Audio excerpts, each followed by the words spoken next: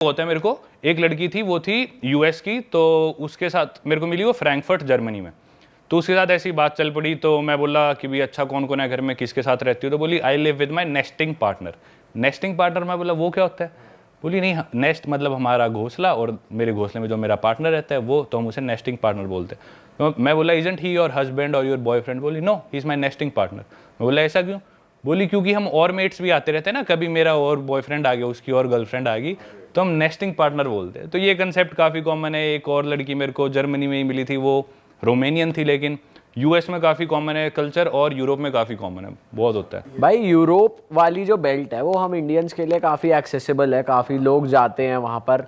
और आप दोनों बेल्ट कवर कर चुके हैं, अमेरिकन बेल्ट भी कवर करी है, जो इंडियन ज़्यादा नहीं जाते, और ये वाली बेल्ट भी आप कवर कर चुके हैं। तो मुझे डिफरेंस बताओ ज़रा अमेरिकन और यूरोपियन में। अमेरिकन्स क्या है, एनवायरनमेंट को लेके इतने ज़्यादा ध्यान नहीं देते, ज़्यादा प्लास्टिक यूज़ करेंगे, थोड़ा बहुत कचरा भी कर देंगे, ज़्यादा फ्लाइट्स लेंगे, शिप्स लेंगे, जो मन में आएगा वो करेंगे, थोड़े सन की टाइप है कि इस वे में कि भी हमारी मर्जी हम कुछ करें। Europeans on the other hand वो सोचते हैं कि हमारी मर्जी हम कुछ भी करें, लेकिन हम किसी और को नुकसान नहीं पहुंचाएंगे, हम एनवायरनमेंट को नुकसान नहीं पहुंचाएंगे, हमारी वजह से कोई परेशान ना हो, हम खुद की खुशी के लिए कुछ भी करेंगे। यूरोपियंस का ये माइंड सेट है। तो उनको जो भी करना होगा ना, वो कहेंगे कि नहीं हम प्लेन्स नहीं लेंगे, एनवायरनमेंट को नुकसान पहुंच रहा है, जो CO2 एमिशन होती है बहुत ज़्यादा होती है, हम शिप्स नहीं लेंगे, हम क्रूज़ नहीं लेंगे, हम कचरा नहीं फेंकेंगे। वो बहुत ज़्यादा इस तरह के यूरोपियंस। हम बस और ट्रेन यूज़ कर लेंगे, पब्लिक ट्रांसपोर्ट लेंगे, साइकिल चलाएंगे, गाड़ी नहीं लेंगे। अमेरिका में शो ऑफ बहुत ज़्यादा है, पैसा बहुत ज़्यादा है। अमेरिका की इस तरह की सोसाइटी है। वैसे क्राइम मुझे लगता है अमेरिका में ज़्यादा है। जैसे कोलंबिया वगैरह आप गए हो भाई, वहाँ पे हमने बहुत ज़्यादा डॉक्यूमेंट्रीज भी देखी हैं, और ये नार्कोस वगैरह भी देखा है कि बैग में स्लिप कर देते हैं। हाँ भाई, कोलंबिया से रिलेटेड किस्सा बताता हूँ आपको, बढ़िया, मतलब काफ़ी किस्से कोलंबिया के, तो पर एक काफ़ी इंटरेस्टिंग।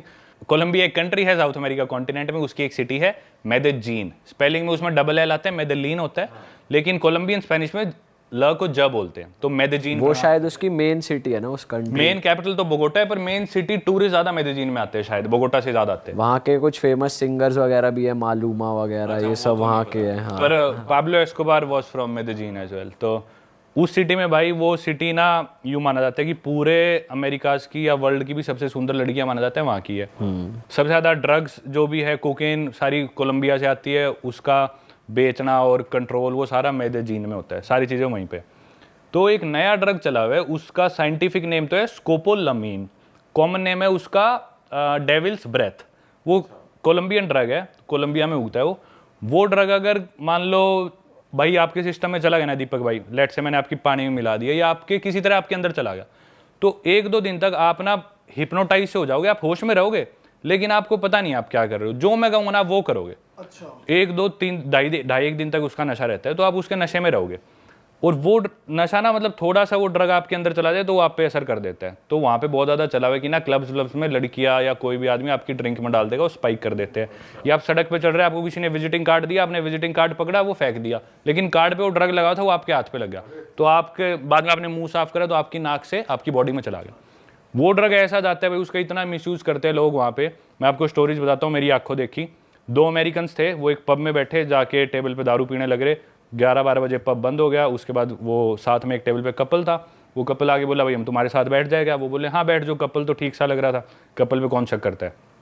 3 दिन बाद उनकी नींद खुली अपने अपार्टमेंट में। वो अमेरिकन्स थे, काम करते थे मेदेजीन कोलंबिया से।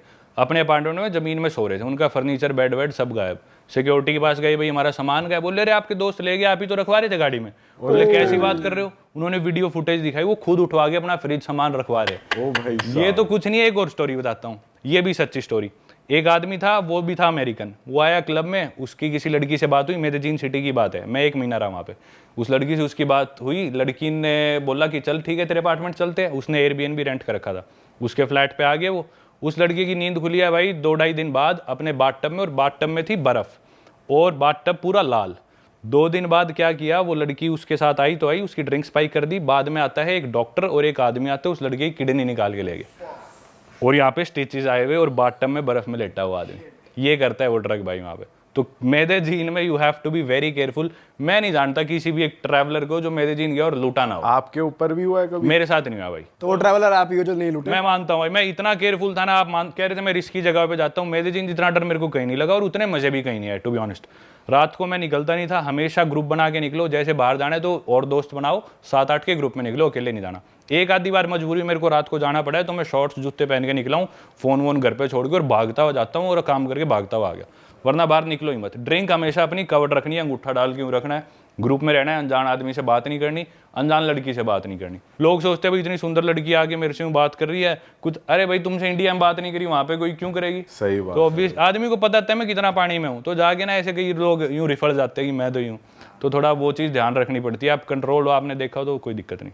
भाई ड्रग कार्टेल यार मेक्सिको में भी बहुत है और क्राइम रेट भी है, तो वहाँ गए हो आप, वहाँ का कुछ बताओ वहाँ पे। बताता हूँ भाई, आप नाम लो कंट्री का किस्सा है मेरे पास। तो जो जितना पहले क्राइम था ना वो था मोस्टली कार्टेल्स वगैरह, कोलंबिया में ज्यादा कंट्रोल थे। कोलंबिया में अब कार्टेल रिलेटेड क्राइम कम हो गया और वो शिफ्ट हो गया मैक्सिको में।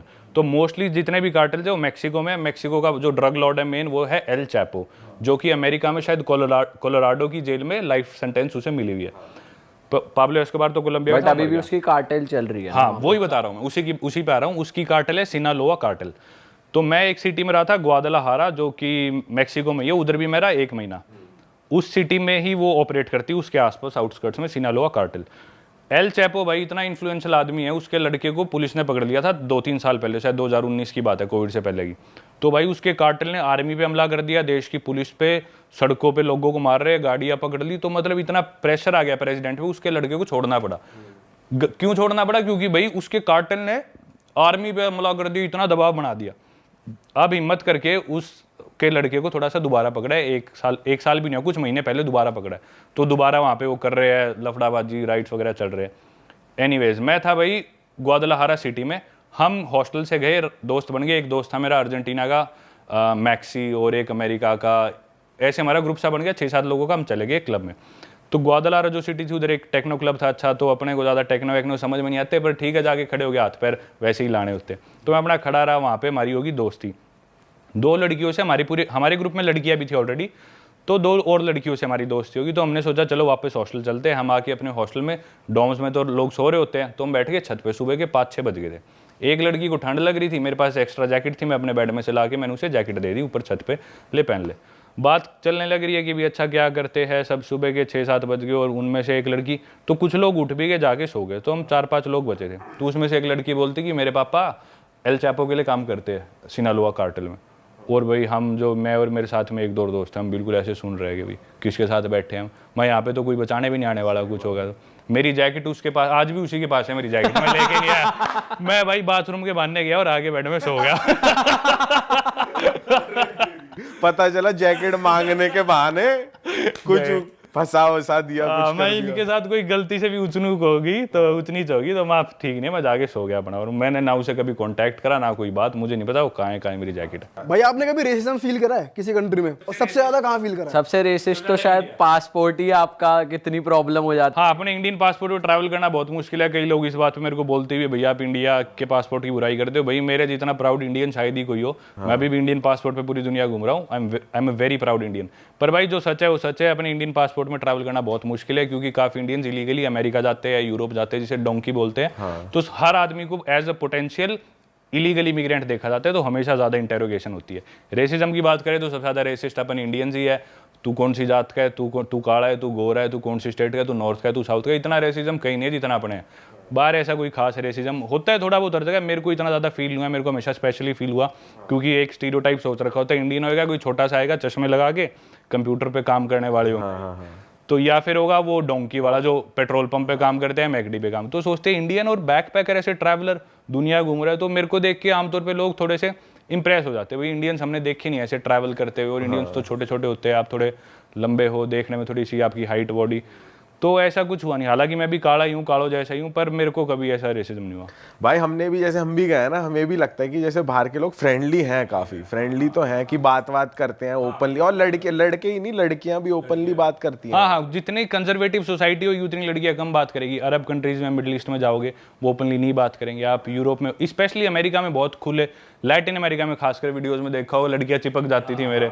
भाई लाइन वाइन मारती थी लड़कियां तो जिम विम में आप पे। वहाँ असली में फील होता था भाई इंडिया में लड़कियां कैसे सर्वाइव करें, क्योंकि लड़के छेड़ते इंडिया में लड़कियों को, वहाँ पे उल्टा हो रहा था भाई। वहाँ मेरे को लड़कियां इतना छेड़ती थी, बस से उतरता चिपक जाती थी। कहीं पे मैं कॉफी लेने गया तो रोक के मेरे साथ स्टोरी डाल देती थी और लिख देती थी माय बॉयफ्रेंड। ये भी हो रखा है? रोज होता था भाई। हाँ, बहुत होता था ये। भाई बहुत खुश नसीब हो आप। भाई अब मुझे जरा फटाफट ये बता दो, जब कैमरा कट होता था उसके बाद क्या होता था? और मुझे लग रहा है कैमरा कट इसलिए हुआ करता था क्योंकि बैटरी डाउन होती थी।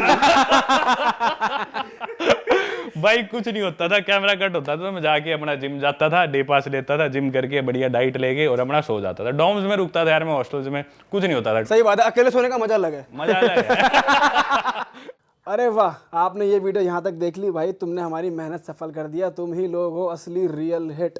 और अगर आपको बहुत मजा आ रहा है ऐसी क्लिप्स में, ऐसी वीडियोस में, तो फटाफट जाइए प्लेलिस्ट पे बिंज वॉच कीजिए, सारी वीडियोस देख डालो और मौज काटो। That is it. हम मिलेंगे नए पॉडकास्ट में, नए क्लिप में। Till then bye bye, see you, take care, do subscribe.